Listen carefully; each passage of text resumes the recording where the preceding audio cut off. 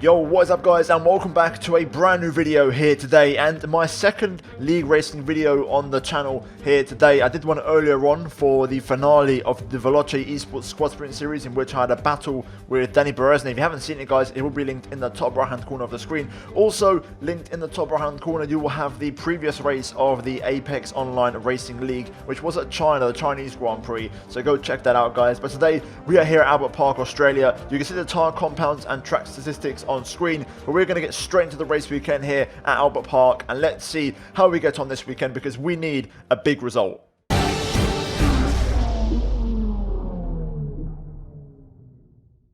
Right, so jumping into qualifying, and this was my first of 3 lap times / 3 runs, and I can't lie, off the bat it seems like we actually have good pace around here. I was doing some practice, and people in the chat were telling me on my Twitch, yo listen, you're looking pretty good actually, you're quite quick.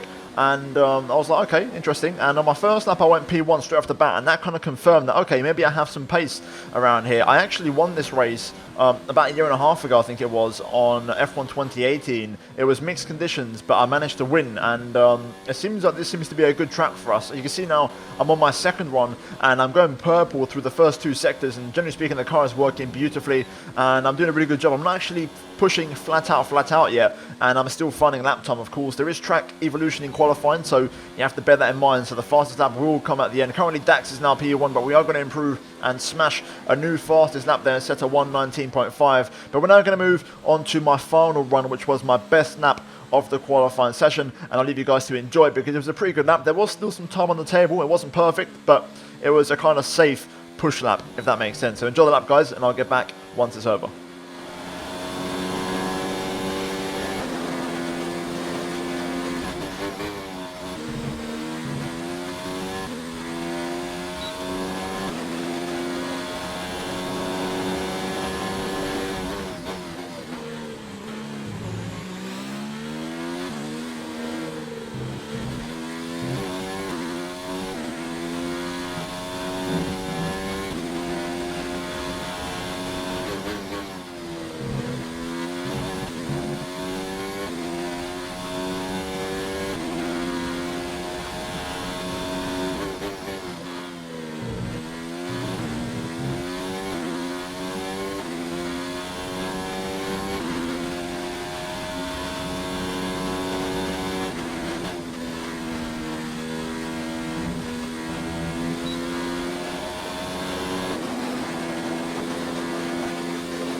Just 30 seconds left in the session.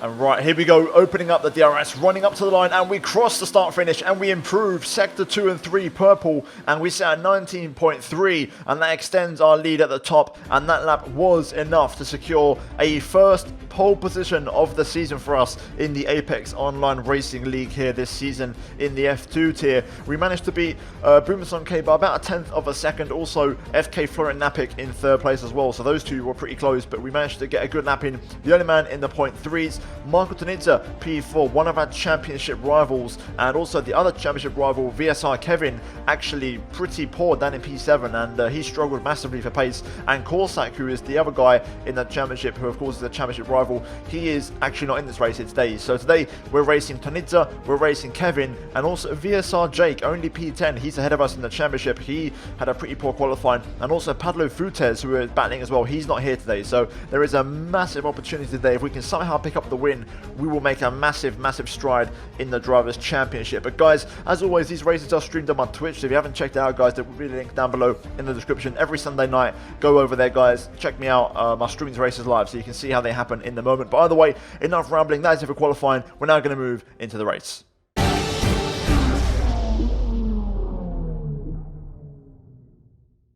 Here we are then at the end of the formation lap, getting ready for the race. My first pole this season. We have had a couple of second place starts on the front row this season, but we've never had P1. I believe we got second place in Japan, second place in Silverstone, but we are yet to get that. And also, we haven't won yet this season. We maybe could have won at Silverstone, but also Japan as well. I was robbed around there due to a glitch. So, you know, it's been coming for a long time. So this could be our day. So here we go.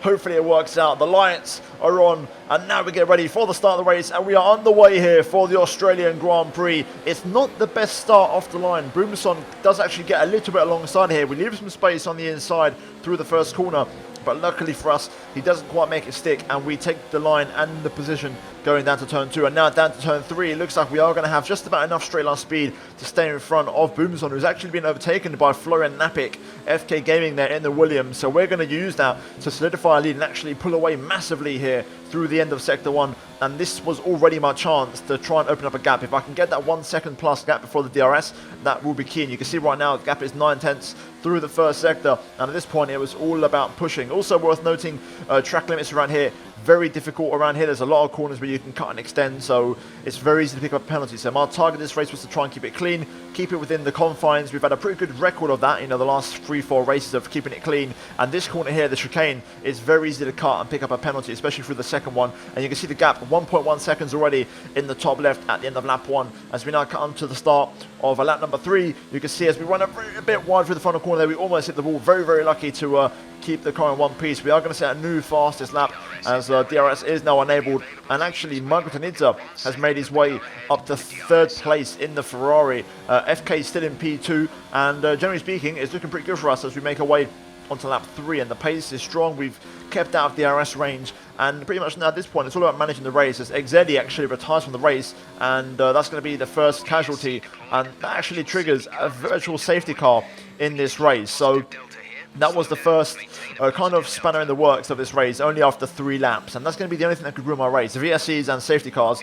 Luckily for us, the VSC was ending very early and just before the pit lane arrived, so no one could actually pit. And we are going to get that benefit of being able to stay out. So once again, back to full racing speed, hammer down, and we're just going to get on with it and try and push off the restart when the gap has actually gone up to 1.7. So we had a really good restart and VSC period, and the car was working well. The pace on the race wasn't as strong as qualifying, but I was still pretty quick. So at this point, we was just trying to work on it and try and keep the tyres, keep the ERS charged up. As VSR Kevin retires, the championship leader is out of the race, and this was due to internet connection issues. So he actually retired because he was lagging too much and didn't want to cause any big crashes. As we move on to lap 5, and actually FK sets a new fastest lap of the race, and he's 1.4 behind. Now Dax takes that away. So you can see my pace was good, but not the best. I was just very consistent, which is the key word you're going to be hearing in this video, and the key thing you're going to be noticing over the course of the race. You can see now the gap now up to 1.6 as we pick up our first warning there for track limits.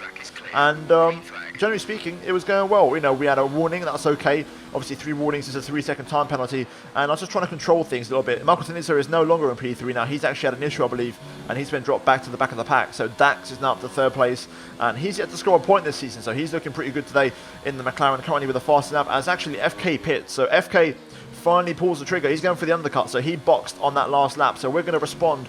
We went for a bit of a push lap here. We used a bit more engine mode than normal, and we're going to respond and cover off the undercut by pitting the very next lap, and we're going to box for the hard tyres. I wanted to try and go soft medium, but this kind of forced my hand onto a soft hard tyre strategy because track position around here is pretty key. You know, Australia is not the easiest track to follow.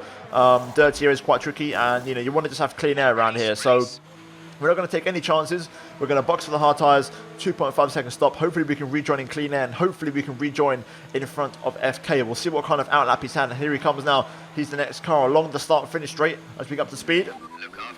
And there he is. You can see he's getting close into turn 1. We're going to try and hold the line here, and looks like we are going to be okay. He has gained a lot of time though. The gap was about 1.6, 1.7, and he's now managed to get himself within pretty much half a second and within DRS range. So we're going to have to get the hammer down here on the outlap and try and get on with it. So hopefully we can switch these tyres on quickly and we can try and pull away, and that's exactly what I did. I had a really good second half of the lap, and I've got the tyres switched on, and you can see the gap now is just over 1 second, so we've got him out of DRS range already, which is great. And again, it's all about just managing that gap, managing the pace, and trying to keep it there as we now cut onto lap number 9, onto the start of lap 10. You've got a couple of cars in the pit lane there, JSR I believe in the pits, also Yeltec and Dax have actually pit for medium tyres. That's a very early stop for them. They might not make it to the end. It's going to be very, very close, but they have gone for the mediums very early on in this race, so we're now up to 3rd place, but then we get some critical information on the radio here from the engineer. Our gap behind is 1.3 seconds. They're on fresh hards. Their tyres are 3 laps old. The time last lap was a 1 minute 24.6. They have a time penalty of 3.0. And there we go. That is the key information. FK has a 3-second time penalty, so we're going to bear that in mind. It means we can, the pressure's off a little bit. We can take it a little bit easier. And even if he does overtake us, we're still going to have it. But of course, I want to win this on track. So we're still going to fight for this, but we can definitely relax a little bit knowing that our nearest challenger has a time penalty.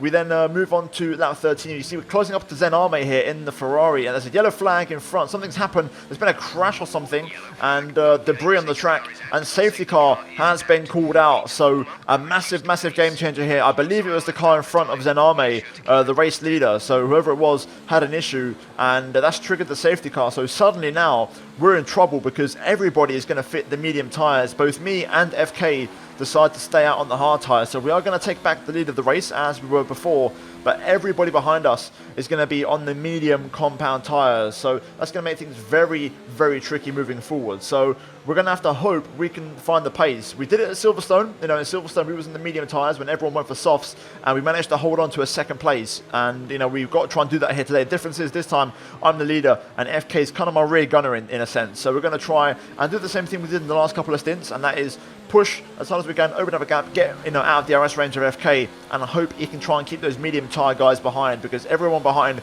is on better and faster tyres. So we've got to go balls to the wall here, flat out, and give it absolutely everything. And this is why we saved up so much fuel in the RS in the first part of the race, because moments like these, you're going to need that extra deployment to really try and pull away. So straight away, get my head down and get into work when it comes to the pace here, and we're going to see what we can do. So here we go, cutting onto lap 17 now pretty much, and we do set a personal best first lap around after the safety car, and the gap to FK is already 1 second, so we're already out of DRS range, and that is good news for us, and we just got to keep pushing. So here we go on to the next lap again, just trying to keep the pace up as DRS is available now for us to use, and you can see FK now 1.2 seconds, so we're still pushing and the pace is still looking very, very good as we now cut onto lap 19. Another personal best here, and we're just pushing lap after lap after lap. The gap now up to 2.6, and I believe FK started battling with Dax at this point, and also Yeltec, who's behind them in the other Williams, and this was allowing me to really pull away and open up a gap as we now get some key info on the radio. The gap to the car behind is 2.8 seconds. They're on old mediums. Their tyres are 10 laps old. The time last lap was a 1:24.6. They have a time penalty of 3.0. And again, worth noting, Dax and Yeltec have passed FK, so Dax also has a 3-second time penalty. So the gap is 3 seconds, there's about 8 laps to go, and he has a 3-second time penalty as well. So it's looking pretty good at this point. On my end now, I've just got to try and keep it clean, get no more warnings, and try and get this car to the end. The pace is strong, we're still hanging in there on the hard tyres, and at this point, the mediums will just start to fade a little bit. The safety car would have helped those guys out a little bit, and you can see across the line now on this lap, the gap actually pretty much went as low as 2.6 at one point. So though they were closing in, but again, we just had to respond accordingly, manage the fuel, manage the ERS, and try and keep the pace under control. You can see in the very next lap, we actually set a personal best to respond to the pace of Dax and Yeltec, and the gap goes back up to 3 seconds. So it was all about management this race. Keeping the tyres was key, rear tyres especially around here, and we cut on to lap 24, and this was a scary moment for me because through the chicane we actually pick up our 2nd warning for track limits. Now we know Dax has got a penalty of course, but I don't want to get the penalty as well because that would put me under some pressure. So as you can see, we're now making our way through here. We don't know if Yeltec has a penalty, so again, we're not sure about that yet. So at this point, we're just trying to keep the gap at around 3 seconds. And it was at this point now, lap 28, where the guys behind on mediums, they lost their tyres. They hit the cliff. The gap went up to 3.4, and they couldn't hold them any longer. And you'll see now as well on the very next lap, now going on to the last lap of the race, these guys behind really dropped off. My tyres were on 63%. And we still set a personal best, but the guys behind now, the gap completely just went 3.7, and they were struggling on the tyres so much.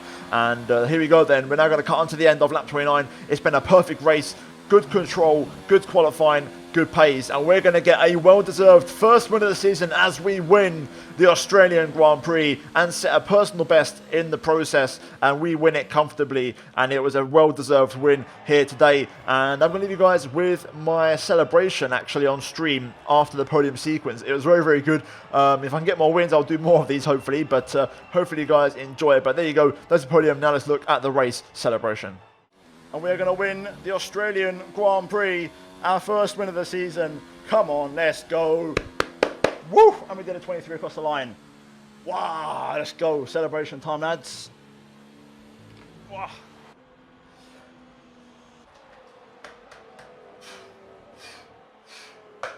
Yes. Ah. Let's go. Cracking open the LeBron James. Grazie ragazzi, grazie ragazzi. So guys, there you go. Hopefully you enjoyed it, and as you can see on screen, we have the final race results, and I didn't just get pole, win the race and set a personal best on the last lap. I also was the only driver to not pick up a time penalty. So yet again, a perfect race here today. The only thing that would have been better and put the cherry on the cake would have been a fastest lap, but of course due to tyre strategy that would have never been possible. So in the end, it was the best we could do. We kept it clean, just, you know, picked the battles at the right time, and we just managed to race beautifully. So yeah, really, really happy. One of my best races, probably my best race ever in terms of, you know, pure control. You know, we just completely bossed it, and the car was fantastic. And also a shout out to Veloce Hypers for helping me out with the setup as well. But there you go, there are the race results, and we're now going to move into the standings. So as you can see on screen, with that race, of course, Kevin disconnected due to internet issues. Martinez had a pretty poor race due to contact, and Corsac didn't race. So therefore, those three only scored a combined total of 4 points, and we score a big fat 25. So suddenly we are now 40 points off the lead and 20 points off Corsac. So we've got ourselves right back in the mix here, and I wouldn't say I was in the mix to start with, but if you look at my race results, Silverstone, I should have won that race. I reported Tonizza too late to the stewards outside of the reporting window. Through the track limits, he should have been disqualified, but I didn't do it in time. In terms of Japan, I was leading the race at Japan, and I was comfortable, but unfortunately I had a glitch with the VSC, and that sent me back to 7th place, having to serve a drive-through. So I should have maybe won a race already this season and had a few more points to my name. So this to me feels like fair justice. Even Bahrain as well. Bahrain, we was running P5 and someone spun in front of me and I had contact. I couldn't avoid it and I lost my front wing. So it was really, really unfortunate. So I've actually been quite consistent this season. Italy as well, I got taken out. So this is a just reward for us this season, and we still have 4 more races to go. So if we get a good result in the next couple of races, we may have a chance in the championship. Either way, I'm very happy. I always aim for 1 win a season, and it's arrived here in Australia, so I'm very, very happy about that. We overtake Jake, VSR Jake, which is Shadow in the standings, and also Padlo Futes. Boomsong K moves up to P6 in the standings, and generally it's looking pretty damn good going into the next race at the Hockenheim. But guys, if you enjoyed the video and the celebration, then do go follow me on Twitch, guys. Link down below in the description. If you enjoyed this particular video, drop a like and subscribe if you are new for daily Formula 1 content on the channel. And also, guys, click the bell icon to be notified when new content does go live on the channel. And finally, check out the 2 videos on your screen if you have missed them. But that is it from me here today, here at Australia, and I'll see you all next time for the German Grand Prix at the Hockenheim ring. But until then, it's goodbye from me.